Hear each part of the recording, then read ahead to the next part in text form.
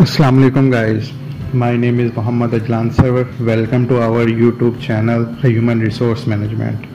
आज की वीडियो में हम डिस्कस करेंगे लाइन बेस्ड स्ट्रक्चर क्या होता है एक प्रोजेक्ट ऑर्गेनाइजेशन में, कम्पिटेंसी बेस्ड स्ट्रक्चर्स क्या होते हैं ऑर्गेनाइजेशन में, HR क्वाड्रेंट को पढ़ेंगे और HR क्वाड्रेंट में HR स्पेशलिस्ट को हम देखेंगे। तो सबसे पहले हम चलते हैं अपने कंटेंट्स की तरफ। कंटेंट्स में हम सबसे पहले देखेंगे कि लाइन बेस्ड ऑर्गेनाइजेशन होती क्या है, लाइन बेस्ड ऑर्गेनाइजेशन हम कहते किसे हैं। उसके बाद हम देखेंगे कि स्ट्रक्चर कैसा होता है लाइन बेस्ड ऑर्गेनाइजेशन का। उसके बाद हम देखेंगे कि लाइन बेस्ड ऑर्गेनाइजेशन के एडवांटेजेस क्या होते हैं, लाइन बेस्ड ऑर्गेनाइजेशन के डिसएडवांटेजेस क्या होते हैं। फिर उसके बाद हम इसको देखेंगे जी कि कम्पिटेंसी बेस्ड ऑर्गेनाइजेशन क्या होती है। कम्पिटेंसी बेस्ड ऑर्गेनाइजेशन की डेफिनेशन कम्पिटेंसी की देखेंगे। फिर हम देखेंगे जी के बेनिफिट्स क्या हैं किसी भी ऑर्गेनाइजेशन में कम्पिटेंसी स्ट्रक्चर यूज़ करने के। उसके बाद हम मूव करेंगे जी कि किस तरह एक कम्पिटेंसी बेस्ड स्ट्रक्चर को डिटरमाइन करते हैं इंटरनली किसी भी ऑर्गेनाइजेशन के अंदर। फिर हम देखेंगे जी कि कम्पिटेंसी बेस्ड स्ट्रक्चर्स का मकसद क्या होता है किसी भी ऑर्गेनाइजेशन में। फिर हम देखेंगे जी के एडवांटेजेस क्या हैं कम्पिटेंसी बेस्ड ऑर्गेनाइजेशन के, डिसएडवांटेजेस क्या हैं कम्पिटेंसी बेस्ड ऑर्गेनाइजेशन के। फिर हम देखें जी कि HR क्वाड्रेंट क्या चीज़ है, HR क्वाड्रेंट में HR स्पेशलिस्ट का क्या रोल होता है, क्या वर्किंग होती है इस क्वाड्रेंट के अंदर। तो लेट्स मूव, हम देखते हैं जी कि लाइन बेस्ड ऑर्गेनाइजेशन सबसे पहले जो हमारा टॉपिक है। लाइन बेस्ड ऑर्गेनाइजेशन में सबसे पहले हम देखेंगे जी कि what is the line based organisation. Line based organisation structure जो है ये ऑर्गेनाइजेशन की सबसे पुरानी फॉर्म है, सबसे ओल्डेस्ट और सिंपलेस्ट फॉर्म है। ठीक है जी। इस ऑर्गेनाइजेशन में बेसिकली जो सुपरवाइज़र होता है वो अपने सबऑर्डिनेट को डायरेक्टली से रिपोर्ट ले सकता है, उससे वर्किंग ले सकता है। मतलब जिस तरह इसकी डेफिनेशन नीचे भी मेंशन की गई है, authority flows from the top most person in the organisation to the person in the lowest rank. मतलब टॉप मैनेजमेंट का बंदा लोएस्ट मैनेजमेंट के बंदे से काम ले सकता है, रिपोर्ट ले सकता है, डायरेक्ट हो सकता है। इस तरह की ऑर्गेनाइजेशन को हम मिलिट्री ऑर्गेनाइजेशन भी कह लेते हैं, स्केलर टाइप ऑफ ऑर्गेनाइजेशन भी कह लेते हैं। इसके बाद जी है हमारे पास लाइन बेस्ड ऑर्गेनाइजेशन स्ट्रक्चर के, इसका स्ट्रक्चर होता कैसा है। आपके सामने स्क्रीन पर एक ऑर्गेनोग्राम है जिसमें एक जनरल मैनेजर है, सेल्स मैनेजर है, ठीक है, असिस्टेंट सेल्स मैनेजर है। असिस्टेंट सेल्स मैनेजर की डिवीजन है, मतलब एक ही रीजनल हेड सेल्स के अंदर 4 असिस्टेंट मैनेजर आ रहे हैं, फिर चारों असिस्टेंट मैनेजर की अलग अलग डिवीजन है और चारों के आगे अपना एक स्टाफ है, सेल्स पर्सन है। अगर आप इस ऑर्गेनोग्राम पे ज़रा गौर करें तो जी आप देखेंगे कि एक जनरल मैनेजर को सेल्स मैनेजर रिपोर्ट कर रहा है, सेल्स मैनेजर को एक असिस्टेंट सेल्स मैनेजर रिपोर्ट कर रहा है और असिस्टेंट सेल्स मैनेजर को एक सेल्स पर्सन रिपोर्ट कर रहा है। लेकिन अगर आप गौर करें तो मेरा माउस की जो कर्सर है, सेल्स पर्सन जो है वो डायरेक्टली देखें सेल्स मैनेजर को भी रिपोर्ट कर सकता है ऑर्गेनोग्राम के अकॉर्डिंगली और GM को भी अकॉर्डिंगली कर सकता है रिपोर्ट। मतलब असिस्टेंट सेल्स मैनेजर को तो वो रिपोर्टेड है ही है, लेकिन जनरल मैनेजर भी उससे वर्किंग ले सकता है, उसकी रिपोर्ट ले सकता है। इस किस्म का जो हमारे पास स्ट्रक्चर होता है जिसमें एक लोएस्ट मैनेजमेंट का बंदा हाईएस्ट मैनेजमेंट के बंदे से डायरेक्टली कम्युनिकेट कर सकता है या डायरेक्टली काम ले सकता है, रिपोर्ट कर सकता है, उसको हम लाइन बेस्ड ऑर्गेनाइजेशन स्ट्रक्चर कहते हैं।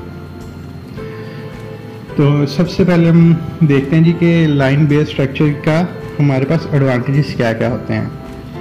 एडवांटेजेस इसके ये हैं जी कि सिंपल वर्क है, बड़ा सिंपल सा इनका नेटवर्क होता है, बड़ा सिंपल सा इनका मतलब हायरार्की होती है।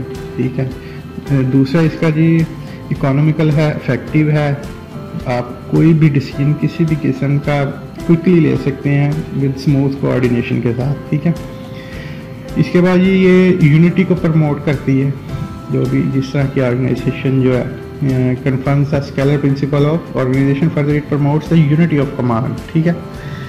line based organization, the responsibility the performance task is fixed upon definite individual, therefore there is accountability of delegated task। जी ये क्या है, इसका मतलब है जी कि जो भी बंदा वर्किंग करेगा वही रिस्पॉन्सिबल होगा, वही अकाउंटेबल होगा। लेट्स सपोज किसी सीईओ ने अपने किसी वर्कर लेवल के बंदे को डायरेक्ट काम का है किसी सुपरवाइजर या मैनेजर को बाईपास करके, तो उसका अगर काम गलत या सही होता है तो उसका रिस्पॉन्सिबल जो है वो ना तो मैनेजर होगा ना सुपरवाइजर होगा, बल्कि डायरेक्टली वो वर्कर होगा जिसको डायरेक्टली काम कहा गया था।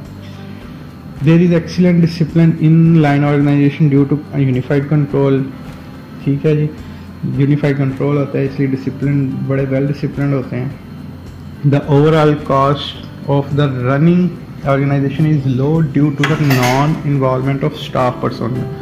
कॉस्ट आप रिड्यूस कर सकते हैं, मतलब आप मिडल मैनेजमेंट नहीं रखना चाहते, लोअर मैनेजमेंट और हाई मैनेजमेंट के साथ डायरेक्ट कम्युनिकेट करके काम करना चाहते हैं, तो आपका जो मिडल मैनेजमेंट है उसकी जो सैलरीज वगैरह की कॉस्ट है वो आप बचा सकते हैं इस तरह की ऑर्गेनाइजेशन में। आगे जी इसके डिसएडवांटेजेस जो हैं जी, इसमें सबसे पहले such organisation usually suffer from a lack of expert advice. If the line manager has trouble making a decision there is no expert staff that he can turn to. Expert advice की कमी होती है, मतलब अगर कोई line manager को decision लेने में कासिर है या वो डिसीजन नहीं ले पा रहा तो उसके पास कोई मल्टीपल एक्सपर्ट्स ओपिनियन नहीं होंगे, वो उसको खुद ही डिसीजन लेना पड़ेगा। A line organization is usually rigid and inflexible। Rigid और इनफ्लेक्सिबल होती है जिसकी वजह से किसी भी किस्म की चेंजिंग जो होती है वो पॉसिबल नहीं होती इतनी जल्दी। These organizations are based on the autocratic system of management। autocratic system पे बेस करती है। autocratic system बेसिकली होता है कि कोई भी मैनेजर अपना डिसीजन खुद लेता है, ठीक है, उसकी वर्किंग अपनी खुद करता है, किसी से वो राय नहीं लेता, या किसी भी किस्म का काम वो अपनी प्रोजेक्ट को या अपनी वर्किंग को सक्सेसफुल बनाने के लिए वो कोई भी डिसीजन ले सकता है अपनी मर्जी से। The division of work is not based on any scientific plan but on the whims of the managers. ठीक है जी, कोई वर्किंग का प्लान नहीं होता जिसका दिल मैनेजर का जिसको दिल चाहे वर्किंग दे सकता है, कोई भी पर्सनल स्पेसिफिक नहीं होता, या कोई भी हायरार्की या कोई वर्क किसी भी किस्म की वर्किंग जो फ्लो से नहीं चल रही होती है। It might stop progress and prevent the unit of work effectively. जी बिल्कुल, जब आप डिपेंडेंट हो गए किसी भी बंदे पे तो वो ब्लैकमेल कर सकता है, वर्किंग को आपको रोक सकता है, जो भी वर्क चल रहा है वो एक यूनिट ही है जी, वो सारे डिसीजन ले लेते हैं, वर्किंग नहीं करने तो आपका काम रुकने का अंदेशा होता है। Such organisation might also encourage nepotism और फेवरेटिज्म बेस्ड ऑन रिलेशनशिप और फ्रेंडशिप। जी, इसमें ये कि कोई भी फेवरेटिज्म प्रमोट हो सकती है, मतलब कोई एक मैनेजर एक ही बंदे को हर काम दिया जा सकता है, हर किस्म की फेवरेटिज्म उसी को ही हो सकती है, तो ये इसकी सबसे मेजर डिसएडवांटेज है। आगे हम मूव करते हैं कॉम्पिटेंसी बेस्ड ऑर्गेनाइजेशन पे। ये सबसे पहले हम देखते हैं डेफिनेशन ऑफ कॉम्पिटेंसी कि कॉम्पिटेंसी हम एक्चुअल में कहते किसको हैं। A combination of skills, job attitude and knowledge which is reflected in job behavior that can observe, measured and evaluated। combination है जी skills का, job attitude का, knowledge का, जिससे आपका जो रिफ्लेक्टेड जो भी है आपकी ये जो combination आपकी जॉब में रिफ्लेक्ट हो और आपका जो इसके अकॉर्डिंग ये वो मेजर भी हो सके, evaluate भी हो सके। ठीक है, competency is a determining factor for successful performance। ठीक है, the focus of competency is behavior which is an application of skills, job, attitude and knowledge। बोयार्टिस ने 1982 में इसकी एक डेफिनेशन बताई थी बड़ी easily. It states that competencies are those underlying characteristics of an employee, motive, trait, skill, aspects of one's social image, social role or a body of knowledge which can result in effective or superior performance in a job role। Next इसका difference हम देखते हैं, competency and job description का difference क्या होता है।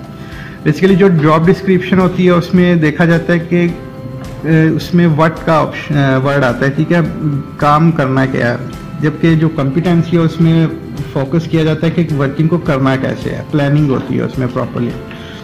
Traditional job description analysis look at elements of the jobs and defines the jobs into sequence of tasks necessary to perform the job. Competency studies the people who do the job well and defines the job in terms of characteristics and behavior of these people. Next हम देखते हैं कि benefits क्या हैं किसी भी competency model को use करने के। सबसे पहले इसके बेनिफिट्स हम देखते हैं जी कि मैनेजर्स को क्या बेनिफिट्स हैं इस कम्पिटेंसी मॉडल्स के। तो सबसे पहले जी के identify performance criteria to improve the accuracy and ease of the hiring and selection process. Criteria identify हो जाता है किसी भी हायरिंग को इम्प्रूव करने के लिए। Clarify the standards of excellence for easier communication of performance expectations to direct reports. Provide a clear foundation for dialogue to occur between the manager and employee about performance, development and career related issues. मतलब directly communicate हो सकती है managers का और staff का अपनी carriers के हवाले से। दूसरी तरफ हम देखते हैं जी कि एम्प्लॉयज़ का क्या बेनिफिट्स हैं इस मॉडल को यूज़ करते हुए। आइडेंटिफाई द सक्सेस क्राइटेरिया, मतलब जिस तरह मैनेजर्स आइडेंटिफाई परफॉर्मेंस क्राइटेरिया था, ये success criteria. Support a specific and objective assessment of their strengths and specify targeted areas for professional development.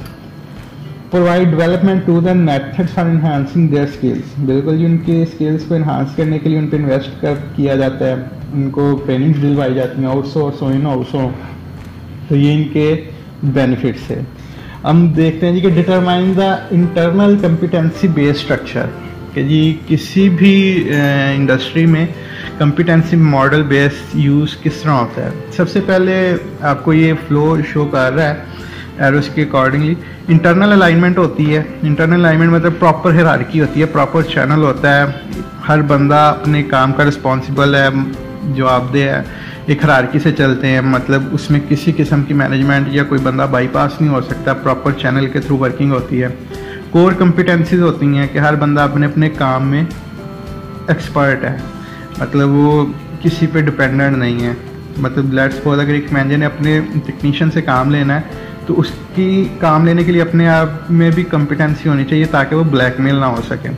Competency sets हैं। कम्पिटेंसी सेट्स ये है कि जी खाली वो वर्किंग ही में एक्सपर्ट ना हो, उसकी कम्युनिकेशन स्किल्स भी अच्छी हो, उसको अपने आप को प्रेजेंट भी अच्छा कर सकता हो। ठीक है जी। बिहेवियरल डिस्क्रिप्टर्स हैं, मतलब जिसमें हमने कम्पिटेंसी की डेफिनेशन में पढ़ा था कि बिहेवियर रिफ्लेक्ट होता है इसके अंदर। ठीक है। इन चारों चीज़ों को मिला के जो हमारे पास फाइनल प्रोडक्ट आती है वो है जी कम्पिटेंसी बेस्ड स्ट्रक्चर आ जाता है। मतलब ये इंटरनल अलाइनमेंट है, कोर कम्पिटेंसीज है, कम्पिटेंसी के सेट्स हैं, बिहेवियरल डिस्क्रिप्टर्स हैं, तो इन चीज़ों को मिला के हम इसको कम्पिटेंसी बेस्ड स्ट्रक्चर कहते हैं। ठीक है जी। इसके बेसिक डिसीजन हैं जी, what is the objective of plan, what information should be collected, what method should be used to determine and clarify competencies, who should be involved। ये बेसिक्स इसके हैं। Purpose of competency based structure, इसका basically purpose होता है जी कि support करता है ये वर्क फ्लो को। वर्किंग नहीं स्टॉप होती है अगर किसी की अवेलेबिलिटी हो ना हो, हर बंदा कम्पिटेंट होता है अपनी डोमेन में। ठीक है जी। वो इसका काम वर्क फ्लो किसी भी इंडस्ट्री का नहीं रुक सकता।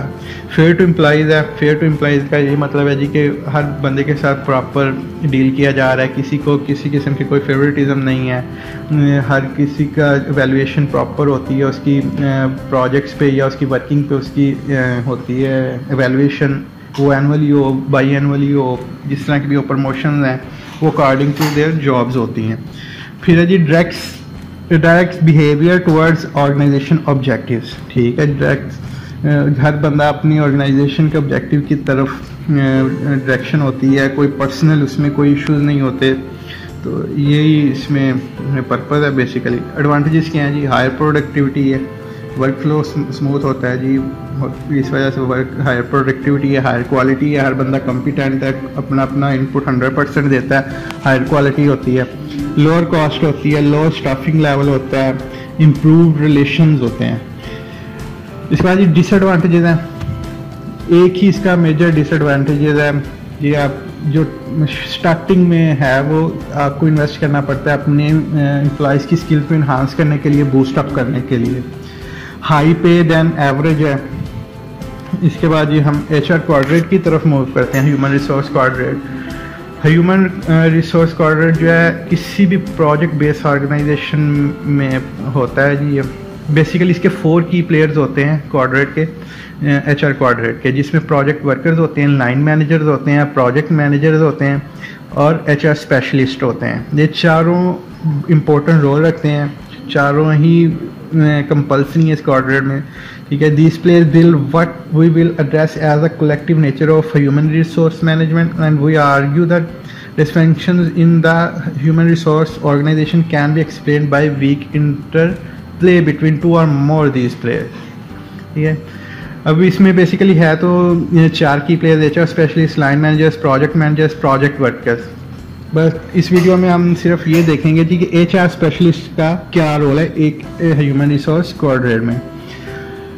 In interfunctional project work settings, line managers, project managers and project workers will have more prominent and active roles in the HR quadrant, which require the constant interaction among these roles to make it work. The HR specialist role then becomes more important for providing specialist competencies when needed. ये जब ज़रूरत हो गई वो अपनी specialist competencies को provide करेगा, support करेगा। The dedicated and integrated day to day HR support might be less essential as long as line managers and project managers are well prepared for their human resource management responsibilities. The multiple case study revealed a somewhat unbalanced interaction in the HR quadrant, which is turn showed that HR specialists at operational level are in all cases mainly focused on providing supporting to line managers.